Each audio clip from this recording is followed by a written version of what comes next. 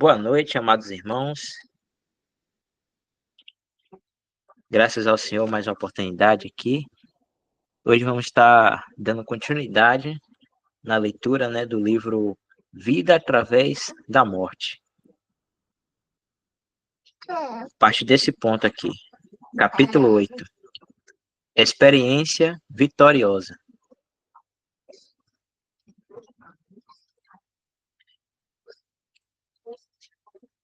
Antes de iniciar, o áudio aí tá normal, irmãos? Tá tranquilo, não tá?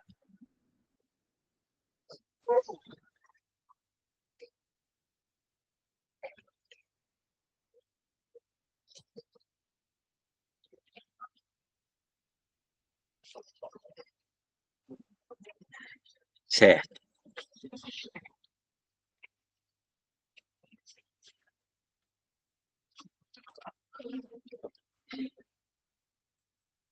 Vou aumentar o brilho aqui. Pronto. Vamos meditar. Capítulo 8.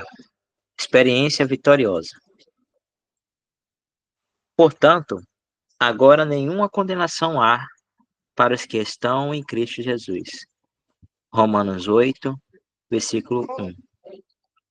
Que declaração maravilhosa!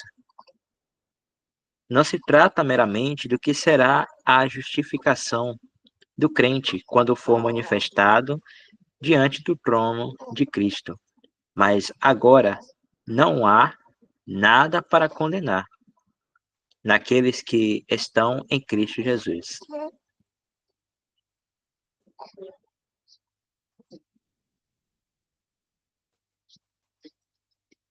Se olho para o que sou na carne, só encontro o miserável homem que sou. Se olho para o que sou em Cristo Jesus, vejo que agora não há condenação. Estou morto para tudo aquilo que sou como um filho de Adão. Morto para o pecado, morto para a lei, mas vivo para Deus em Cristo Jesus.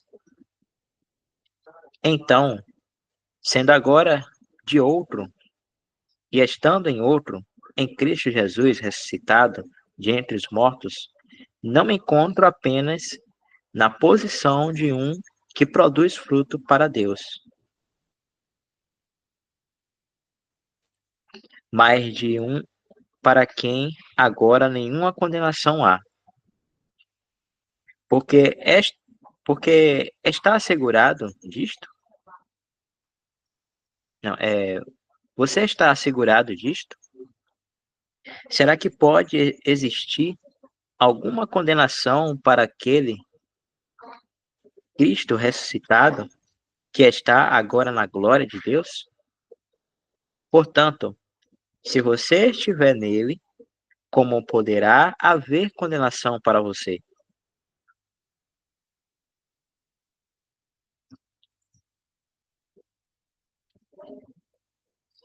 As palavras que vêm a seguir, que não andam. Peraí, irmãos.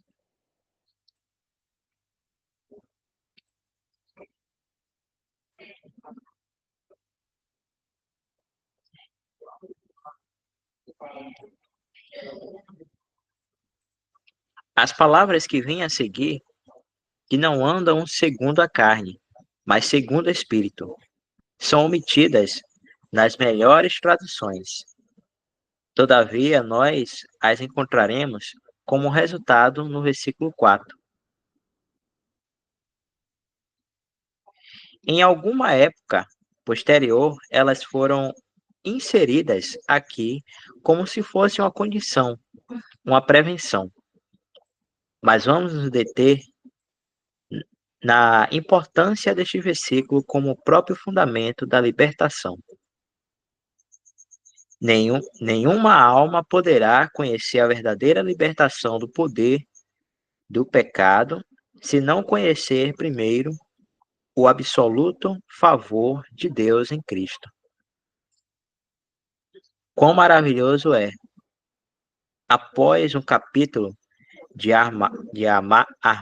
amargas experiência, após haver esgotado completamente toda a esperança de encontrar algo de bom em si mesmo, na velha natureza. Poder descobrir que, como mortos com Cristo e vivos de entre os mortos em Cristo, encontramos-nos no absoluto favor de Deus, sem nenhuma condenação, e perfeita paz. Nada para nos inquietar, nada para nos condenar, e é o próprio Deus quem diz: nenhuma condenação.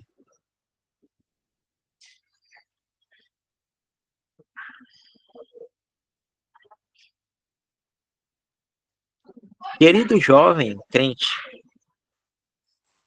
será este o sólido alicerce sobre o qual e no qual você permanece?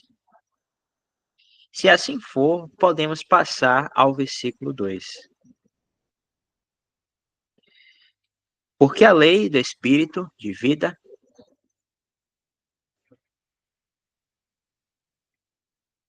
porque a lei do Espírito de vida em Cristo Jesus me livrou da lei do pecado e da morte.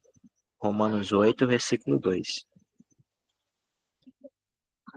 Rimos a lei terrível, ou seja, o poder do pecado. Acaso não conhecemos e sentimos seu poder?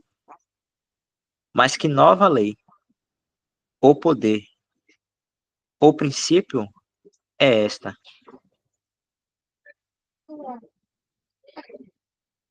Será o poder de minha nova natureza, como nascido de Deus? Não. Apesar de que, como nascido de Deus, tive prazer na lei de Deus, mas isso, como já vimos, não me livrou da lei do pecado. Mas agora sim, esta esta me livra, a lei do Espírito de vida em Cristo Jesus. Trata-se de Deus, o Espírito Santo, habitando em nós. Já não se trata de morte, mas de espírito de vida. Então, como já vimos, possuímos uma vida justificada, possuímos a vida justificada. Agora temos o poder, a lei do espírito de vida. Em outro lugar, aprendemos que a vida que agora temos é eterna e o espírito é eterno. Portanto, o poder que tenho é eterno. Vimos que a carne ou o pecado continua em nós. Aquilo que é nascido da carne, mas aqui encontramos a libertação do seu poder. Libertos da lei, do pecado e da morte. Libertos pelo infinito, pelo eterno poder.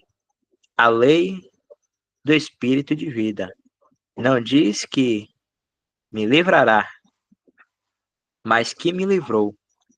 Nossa velha natureza pecaminosa é tão depravada que, apesar de ser nascido de Deus, de ter prazer na lei de Deus e desejar guardá-la, ainda assim a lei que há em meus membros me colocou no cativeiro.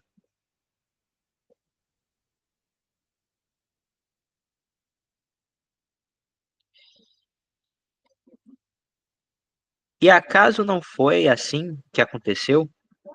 Mas somos agora libertos de seu poder, por um poder maior, a lei do Espírito de vida em Cristo Jesus. Oh, quão bom seria se pudéssemos ter uma fé mais simples na palavra de Deus. Se, sim, e também no Espírito Santo em que habita em nós. Este versículo resume todo o contexto do capítulo 6. Trata-se do princípio de nos reconhecermos mortos para o pecado e vivos para Deus, em Jesus Cristo.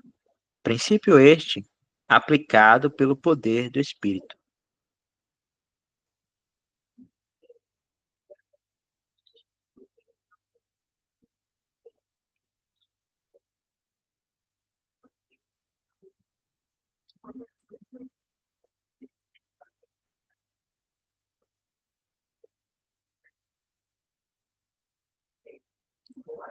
Diz que a meditação aqui é no livro de Romanos, né, irmãos?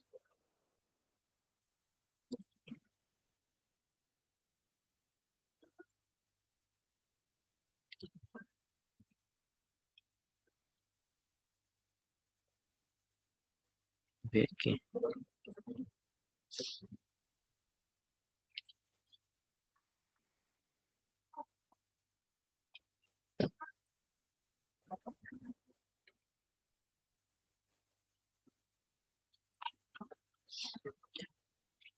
Só para a gente pegar assim, o contexto do que o irmão está tratando, né, aqui no texto, a gente poderia ler o capítulo 8, né, irmãos?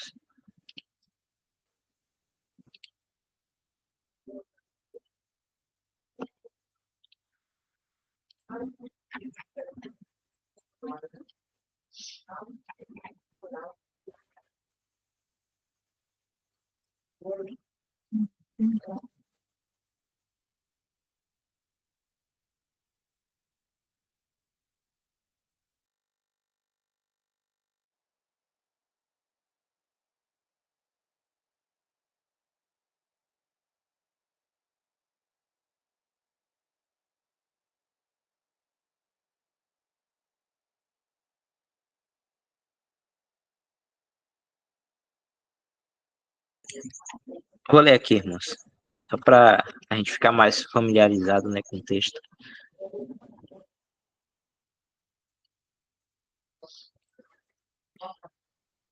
Romanos capítulo 8. Portanto, agora nenhuma condenação há para os que estão em Cristo Jesus. Como o irmão citou lá no texto, essa parte aqui não existe, né? O versículo seria até aqui.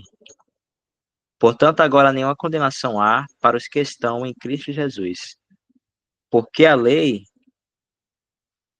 do Espírito de vida em Cristo Jesus me livrou da lei do pecado e da morte.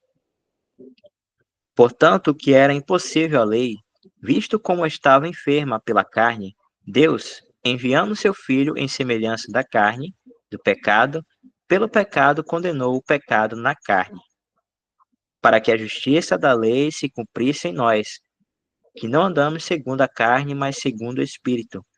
Porque os que são segundo a carne inclinam-se para as coisas da carne, mas os que são segundo o Espírito, para as coisas do Espírito. Porque a inclinação da carne é morte, mas a inclinação do Espírito é vida e paz. Portanto, a inclinação da carne é inimizade contra Deus, pois não é sujeita à lei de Deus, nem em verdade o pode ser. Portanto, os que estão na carne não podem agradar a Deus. Vós, porém, não estáis na carne, mas no Espírito, se é que o Espírito de Deus habita em vós. Mas se alguém não tem o Espírito de Cristo, esse tal não é dele. E se Cristo está em vós, o corpo, na verdade, está morto por causa do pecado, mas o Espírito vive por causa da justiça. E se o Espírito daquele que dentre os mortos ressuscitou a Jesus habita em vós, aquele que dentre os mortos ressuscitou a Cristo também vivificará os vossos corpos mortais pelo seu Espírito que em vós habita. De maneira que, irmãos, somos devedores, não a carne, para viver segundo a carne. Porque se viverdes segundo a carne, morrereis. Mas se pelo Espírito mortificardes as obras do corpo, vivereis. Porque todos os que são guiados pelo Espírito de Deus, esses são filhos de Deus. Porque não recebeste o espírito de escravidão, para outra vez estar em temor, mas recebeste o espírito de adoção de filhos, pelo qual clamamos, Abba Pai. O mesmo Espírito testifica com o nosso espírito que somos filhos de Deus. E se nós somos filhos de Deus, se nós somos filhos, somos logo herdeiros também, herdeiros de Deus e co-herdeiros de Cristo.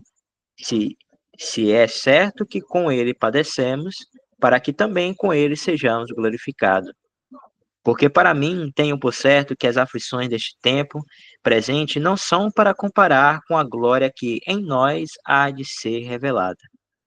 Porque a ardente expectação da criatura espera a manifestação dos filhos de Deus. Porque a criação ficou sujeita à vaidade, não por sua vontade, mas por causa do que a sujeitou, na esperança de que também a mesma criatura será libertada da servidão da corrupção, para a liberdade de glória dos filhos de Deus. Porque sabemos que toda a criação geme e está juntamente com dores de parto até agora. E não só ela, mas nós mesmos que temos a primícia do Espírito, também gememos em nós mesmos, esperando a adoção, a saber, a redenção do nosso corpo. Porque em esperança fomos salvos. Ora, a esperança que se vê não é esperança, porque o que alguém vê, como esperará? Mas se esperamos o que não vemos, com paciência o esperamos. E da mesma maneira também o Espírito ajuda as nossas fraquezas, porque não sabemos o que havemos de pedir como convém. Mas o mesmo Espírito intercede por nós com gemidos inexprimíveis. E aquele que examina os corações sabe qual é a intenção do Espírito, e é ele que, segundo Deus, intercede pelos santos. E sabemos que todas as coisas contribuem juntamente para o bem daqueles que amam a Deus, daqueles que são chamados segundo o seu propósito. Porque os que dantes conheceu, também os predestinou para serem conforme a imagem de seu Filho, a fim de que ele seja o primogênito entre muitos irmãos. E aos que predestinou, a este também chamou. E aos que chamou, a este também justificou. E aos que justificou, a este também glorificou. Que diremos, pois, a estas coisas? Se Deus é por nós, quem será contra nós? Aquele que nem mesmo a seu próprio filho poupou, antes o entregou por todos nós, como não nos dará também com ele todas as coisas? Quem tentará acusação contra os escolhidos de Deus? É Deus quem os justifica. Quem é que condena? Pois é Cristo quem morreu, ou antes, quem ressuscitou dentre os mortos, o qual está à direita de Deus, e também intercede por nós. Quem nos separará do amor de Cristo? A tribulação, a angústia, a perseguição, ou a fome, ou a nudez, o perigo, ou a espada? Como está escrito: por amor de ti, somos entregues à morte todo dia. Somos reputados como ovelhas para o matadouro. Mas em todas estas coisas somos mais do que vencedores, por aquele que nos amou.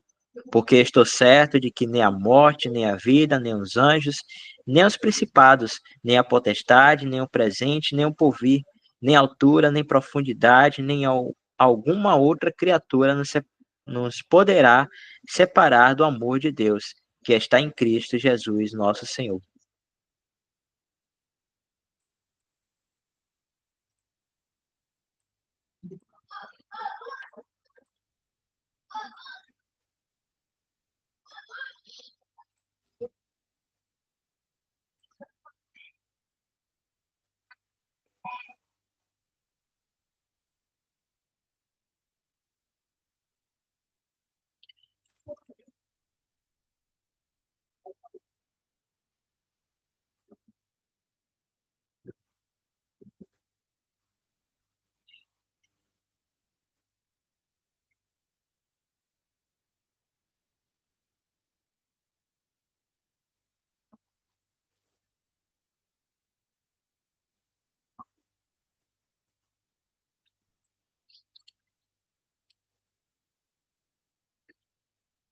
Continuar aqui, irmãos.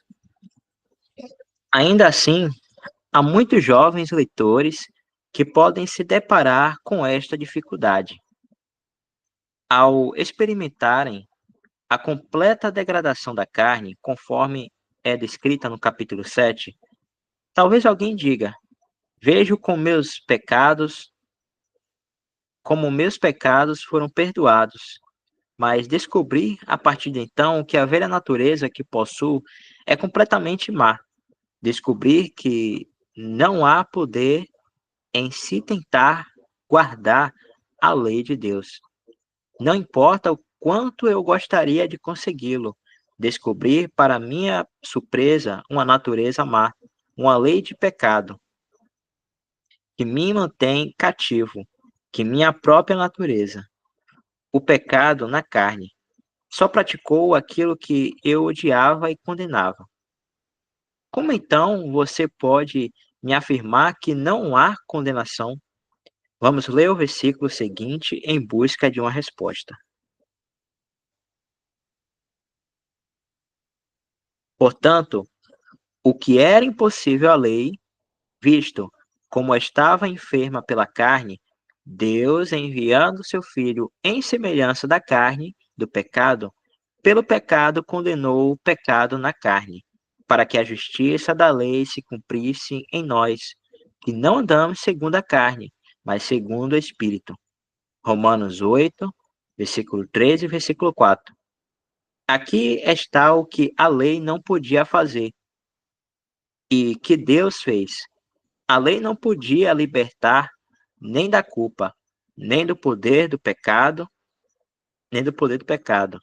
Ela era fraca tanto para libertar como para ajudar o homem na carne, pois a carne era pecado, e se atuasse sob a lei, só poderia transgredir, ainda que fosse em alguém vivificado e ansiando por libertação. É bem aqui que surge a pergunta: será a libertação uma questão de se aprender a verdade? Se aprender a verdade, ou meramente de se conhecer a verdade? A libertação do Egito responde à nossa dúvida. Assim como uma alma vivificada, eles creram na palavra de Deus por intermédio de Moisés e Arão.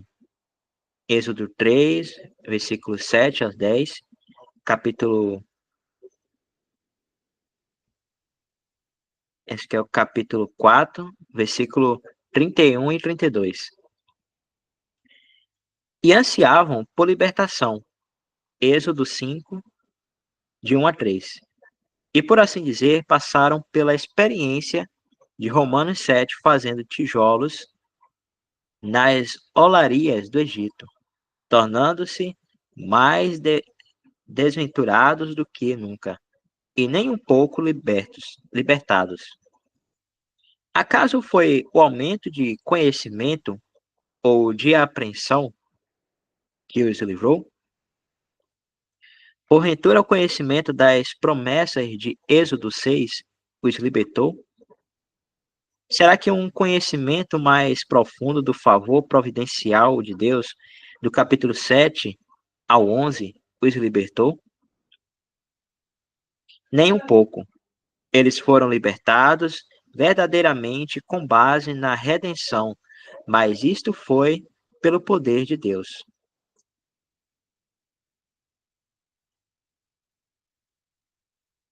Já que não havia nenhum poder na santa lei de Deus para libertar, sua única prerrogativa era de amaldiçoar o culpado. Em Romanos 8, 2, portanto, encontro o poder que me libertou da lei do pecado e da morte. No versículo 3, vemos a incapacidade da lei em libertar por intermédio da fraqueza da carne. E a seguir, o modo como Deus libertou e a base na qual libertação foi operada. Esta parte resolve também a seguinte questão: como é que não há condenação para mim, uma vez que a carne é tão completamente vil? Deus enviando seu filho, Deus enviando seu filho. Exatamente quando tudo mais falhou em libertá-los do Egito, o cordeiro precisou ser levado e morto, ser levado e morto. O israelita, embora ainda não libertado, estava totalmente protegido pelo sangue. Portanto, a base para a libertação aqui é Deus enviando seu filho em semelhança da carne do pecado pelo pecado, ou um sacrifício pelo pecado. Condenou o pecado na carne. Romanos 8, versículo 3. Romanos 8, versículo 3. Não somente entregue por nossas iniquidades e ressuscitado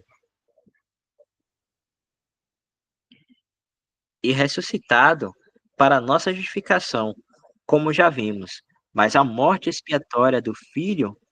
Só um momento, irmãos.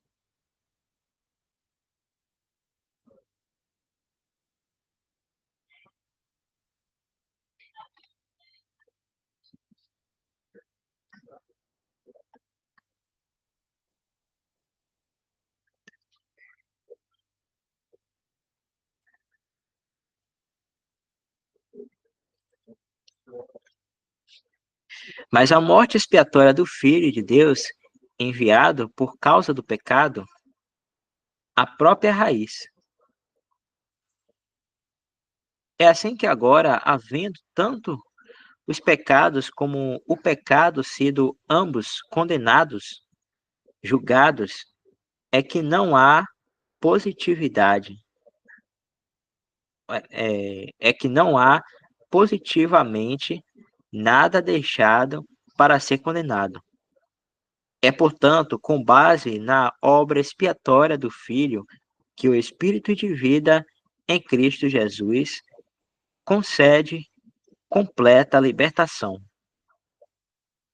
Assim como a libertação do Egito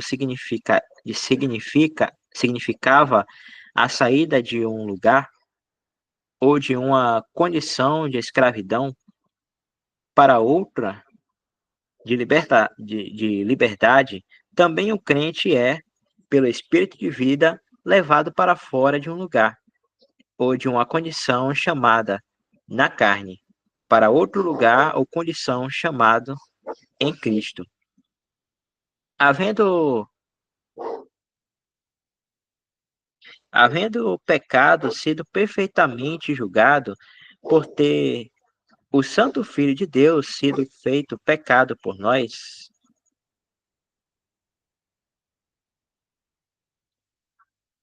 e isto não para que pudéssemos continuar em escravidão, mas para que fôssemos libertos, a fim de que as justas demandas da lei pudessem ser cumpridas em nós, que não andamos segundo a carne, mas segundo o Espírito.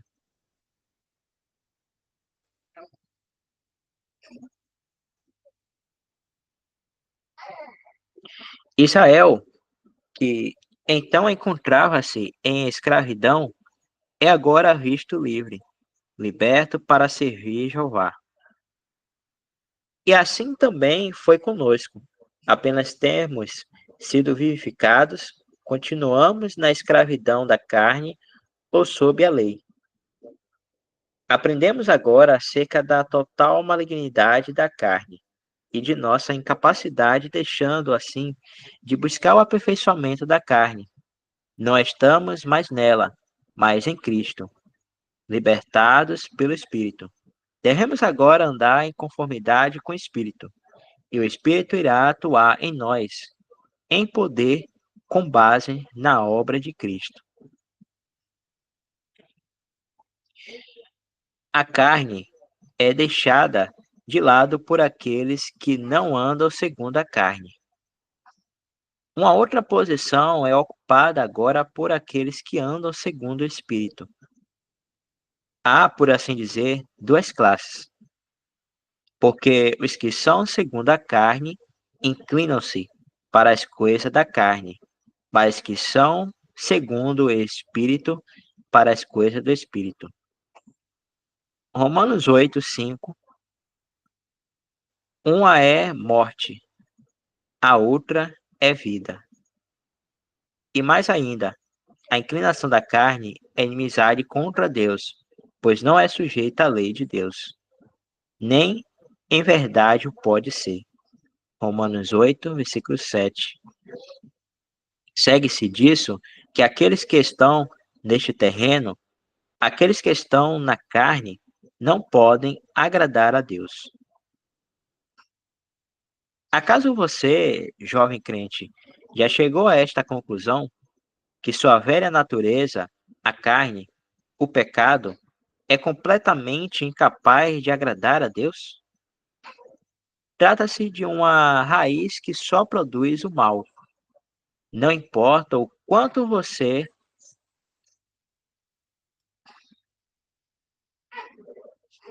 não importa o quanto você tente melhorá-la, ela é só inimizade contra Deus. Não dê ouvidos a esse abominável sentimento de que a cobiça não é pecado enquanto você não comete aquilo que está cobiçando. O pecado é a raiz da cobiça. O pecado é a própria raiz da cobiça, como vimos no capítulo 7, versículo 8. Não, aquela raiz precisou ser julgada, e o infinito sacrifício foi feito pelo pecado. Aquele que não conheceu o pecado, o fez pecado por nós, para que nele fôssemos feitos justiça de Deus. 2 Coríntios 5, 21. É só com base nisto que somos libertados da culpa e da condenação que é devida ao nosso pecado, a carne. E nesta base não nos encontramos mais na carne, mas no espírito. E aqui surge uma questão de profundo interesse. Quando e como podemos concluir ou saber que não estamos na carne, mas no espírito? Trata-se de uma questão muito importante, seja para crentes novos ou velhos. Vamos analisar isto com mais cuidado.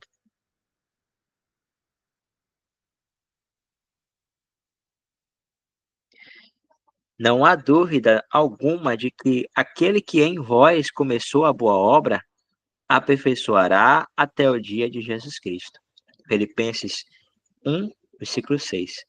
Todavia, há diferentes estágios da obra de Deus na alma, como vemos tipificado na redenção de Israel.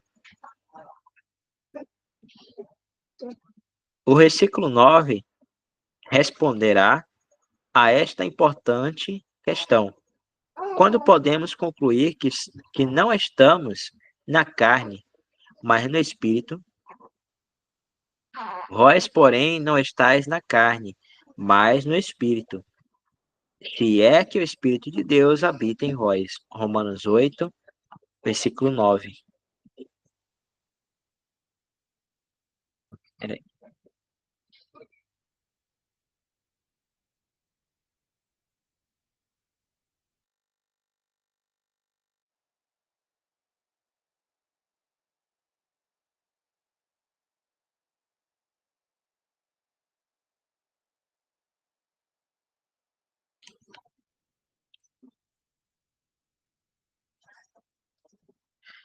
Portanto, fica claro que se o Espírito de Deus habita em vós, habita em você, você poderá concluir com segurança que não está na carne.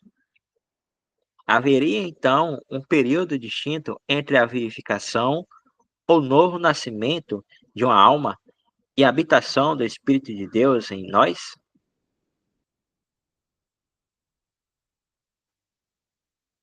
Seja o período longo ou curto, as Escrituras sempre apresentam este fato. Sim, no caso de Cornélio e dos que estavam com ele, Assim como nos crentes batizados em Samaria, que não receberam o Espírito Santo até que os apóstolos descessem de Jerusalém.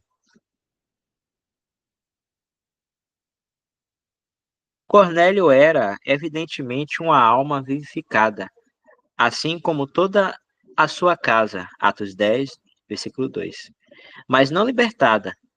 E é por esta razão que ele permaneceu na carne até que a palavra chegou a ele com o poder do Espírito Santo, e por conseguinte, o próprio Espírito Santo. Atos 10, versículo 44.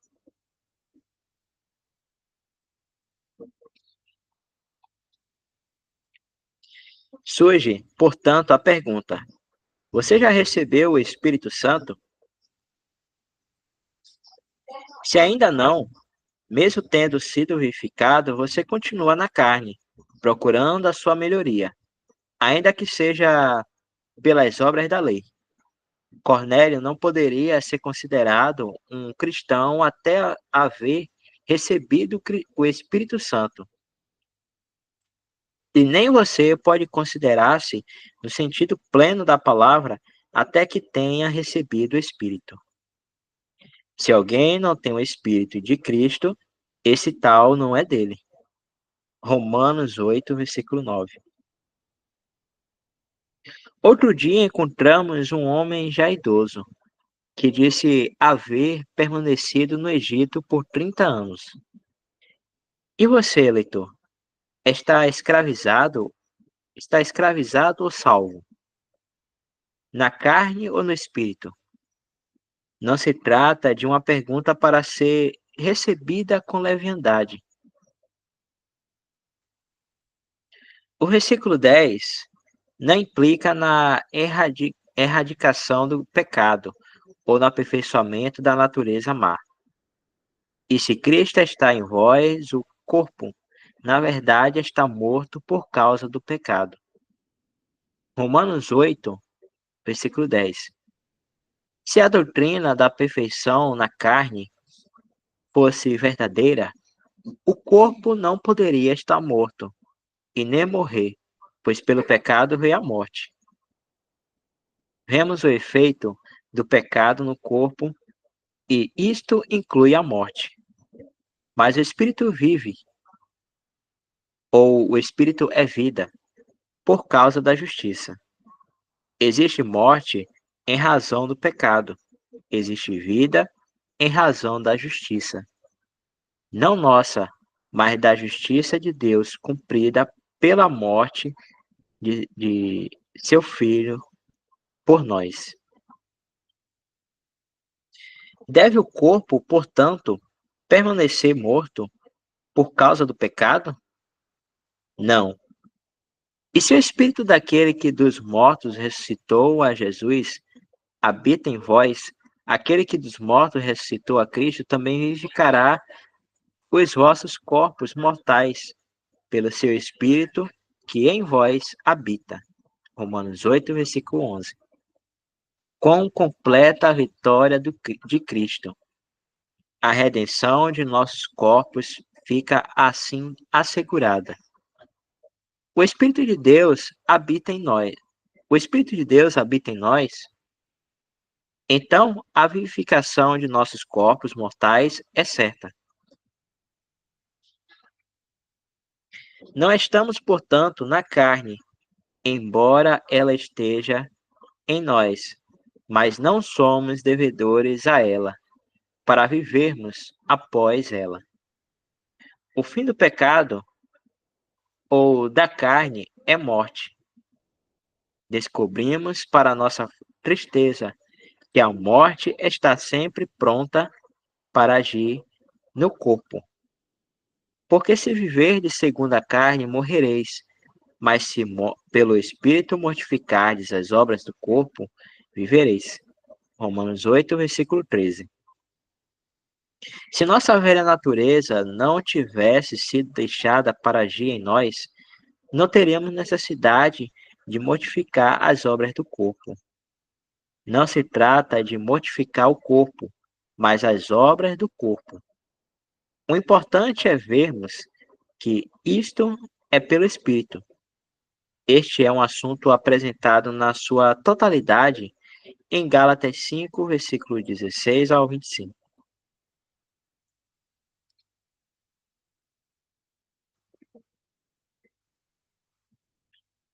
Porque todos os que são guiados pelo Espírito de Deus, esses são filhos de Deus.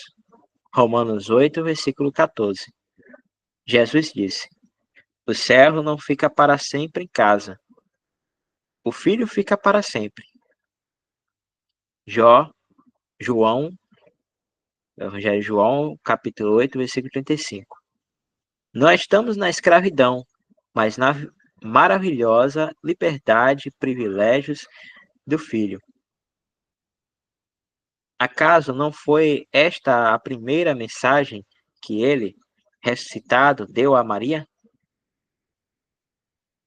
Vai para meus irmãos e dize-lhes que eu subo para meu Pai e vosso Pai, meu Deus e vosso Deus. João 20, versículo 17. Vede quão grande amor nos tem concedido, Pai, que fôssemos chamados filhos de Deus. 1 João 3, 1.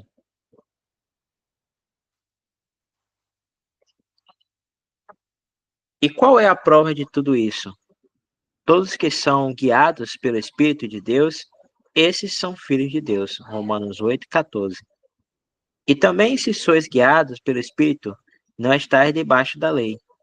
Gálatas 5, 18. Com toda certeza, o Espírito não pode nos guiar sob aquela administração da lei, a qual aboliu. Veja 2 Coríntios 3, de 7 a 18. Como temos visto até aqui, colocar um crente sob a lei, ou colocá-lo sob a direção da lei, é colocá-lo sob o ministério da morte da maldição. O Espírito sempre nos levará a refletir a glória do Senhor e a sermos transformados na mesma glória.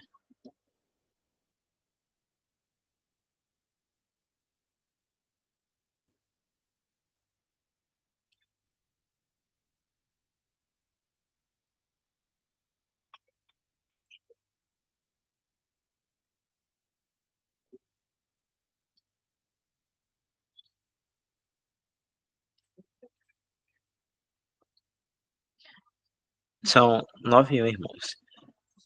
Algum irmão quer fazer algum comentário?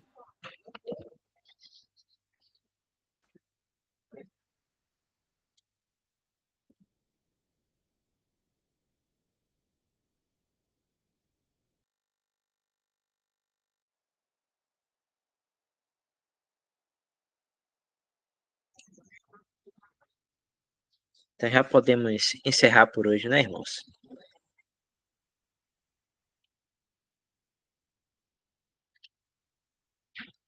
Vai aqui parar a gravação.